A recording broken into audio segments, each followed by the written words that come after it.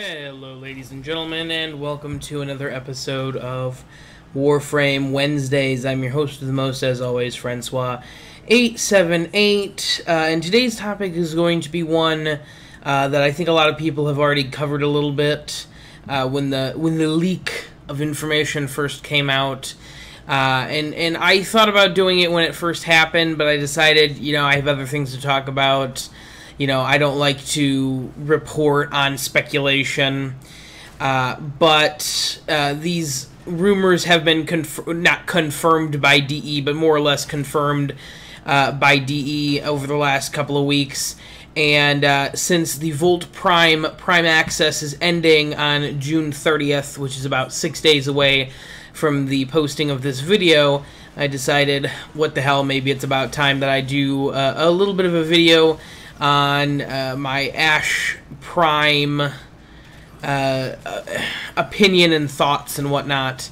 Now, we've known that the next Prime is going to be Ash for a while, probably 3 or 4 weeks, ever since some of the Chinese data from the Chinese version of the game was leaked. And honestly, as you can see here, I'm actually playing as Ash. I have the Vectis, and of course I'm using Carrier Prime because there is no other Sentinel. I know what you guys are thinking, but, Francois, there are a ton of other Sentinels. No, there really aren't. Carrier is the only one. But as far as my opinion on Ash Prime goes, he was real low on my list of people I'd like to see get a Prime. I think that there are just other Warframes that can do what he does much more efficiently and much better. He's one of those, attack damage frames that really just lose their pizzazz once you face stronger enemies. Blade Storm is a really cool ability, but against level 60 or 70 enemies, it's not so great, even at max power strength. It will kill some of the littler guys, but bombards and heavy gunners will laugh in your face. So, I don't know. His smoke screen is a copy of Loki's invisibility, but weaker.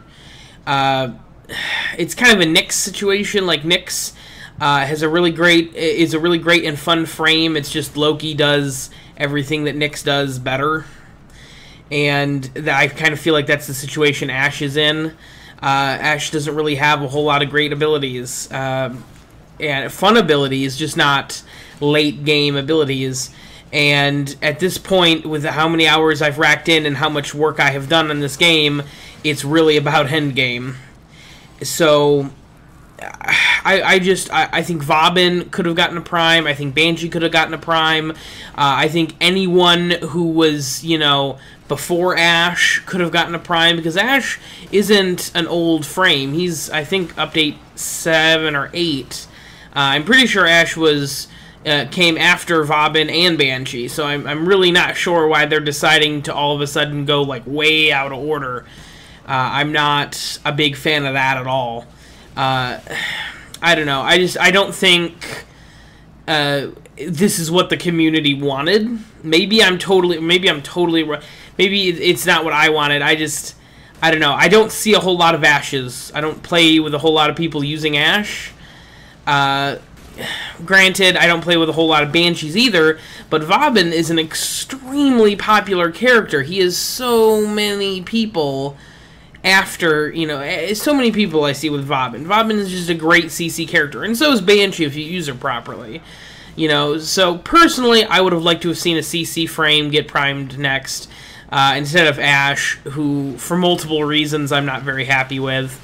But we'll see. The other two items I'm a little bit more okay with. The weapon that we're going to be getting is the Vectis Prime, which is hence why I'm using the Vectis.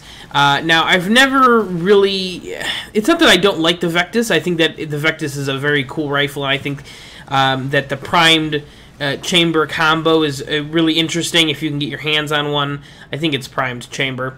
Primed chamber is the rare one. Charged chamber is the common one. If you can get your hands on one, the Vectis can be a very very powerful gun. And even without primed chamber, it's still a decent, you know, mid to late game weapon. And the big reason that it can do that is the combo with the 1 bullet in the chamber and the primed chamber and charged chamber. You know, you get 100% more damage or 40% more damage, respectively, to the first bullet in your chamber. And since the Vectis only has 1, it affects every bullet. And I think that's a great combo. I think it's an interesting combo. I think it makes the Vectis a very viable gun. My big issue with the Vectis Prime is that it has 2 bullets in the chamber. So, whereas before you didn't have a choice, you had to manually reload every shot. Now, if you want that bonus damage, you have to manually reload every time. You know, and if you don't need that extra, you know, damage, or you're in a pinch, you know, you can fire that second shot and then just reload. So, I don't know. The Vectis Prime will be interesting. I'm gonna hold off. I'm gonna reserve my judgment until I get my hands on it. I think it has potential to be a really interesting rifle. I just think the whole losing the 1 bullet aspect of it is it takes away from what the Vectis is. I think, I don't know, I could be totally wrong. We'll see what happens. Well, hopefully it proves me completely wrong, because I would love to see the Vectis Prime be a, you know, late game, you know, equivalent to like a Paris Prime or a Dread in a sniper rifle. That would be really cool. And I'd be very happy with that, because we don't really have very many other high damage weapons like that. Pretty much the Dread and the Paris Prime, and there's maybe 1 or 2 others. But that's pretty much it. As far as, you know, hard-hitting end-game gear, that's about it. You know, you got stuff like the Boltor Prime and, you know, the Prisma Gricata and stuff like that, but those are all hit-scan weapons, and, you know, those are more for crowds, less for specifically, like, heavy gunners and stuff. Anyways, I digress. The last big meaty piece of this, the new Prime Access that has been leaked, is Carrier Prime and Sweeper Prime. And I couldn't be happier to hear about this. This balances out the fact that I have to get Ash Prime with this Prime Access. Carrier Prime is, I mean, Carrier has been my Sentinel since I started playing the game. Carrier is an amazing, he's so useful. You know, I wish there was a Kubrow that was as good as Carrier, because I love the Kubrows. I think the Kubrows are a great idea. I think they're a really interesting idea, but you can't beat the Sweeper pound for pound damage. I mean, technically, I think the finishers on the you know, that type of Kubrow whose name is escaping me, will do more damage, but it's 1 enemy at a time for like a solid 6 or 7 seconds. Whereas the Sweeper will shoot a dude 4 times and probably do just as much, if not more, damage in, you know, the same amount of time. I don't know. I've always preferred Carrier, and I think that's the general opinion of a lot of people, is that Carrier and the Sentinels are, you know, they have a slight edge over the Kubrows. But the design for the Carrier Prime looks awesome. I think it looks very slick and very cool, which is more than I can say about Worm Prime. Worm Prime was the first Sentinel to get primed. A lot of people were like, oh, but he looks like a dragon and stuff. And I'm like, I don't know. I mean, I can see it. It was just, I didn't really see the hype. I don't know. I could be totally crazy. I didn't see the appeal behind the Worm Prime. Mostly because Worm Prime is just not very good compared to Carrier. I mean, a regular Carrier is far superior to Worm Prime, in my opinion. But, again, I digress. Of course, we'll also be getting the Sweeper Prime with that, which, I mean, the regular Sweeper is an amazing Sentinel shotgun, so Sweeper Prime should be even better. That, and I believe we're getting some doodads, some cosmetic doodads. I want to say it's the Yamako Prime Sindana, and possibly some armor.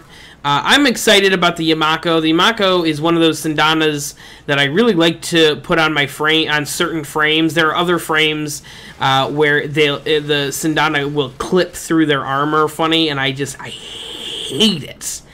I haven't used it recently, so I don't know if maybe they fixed the problem with the certain frames that I'm talking about. Fingers crossed. But if they can fix it, the Yamako is definitely one of my favorites, and to get a primed version is going to be pretty exciting. All in all, I'm pretty happy with the release of the of what we've got for the Prime Access. I wish there was a different. I mean, I do wish there was a different frame, but I'm kind of, you know, neutral to happy with the Vectis and very happy with the Sentinel Prime. So, yeah, you know, take the loss. You got to take the wins and the losses together, you know. And I'm very happy. I think it'll be very interesting. Now, we're not really sure when the official release date is. The Volt Prime access, like I said before, is ending June 30th, 2015, which is in 6 days from the recording of this video.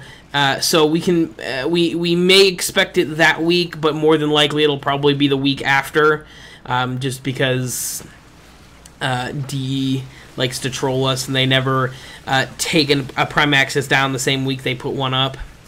But look out for that in the future. It's going to be good. I have confidence in DE and their abilities to you know, make good paid content. They've gotten my money so far, so no reason that they couldn't they shouldn't keep getting it.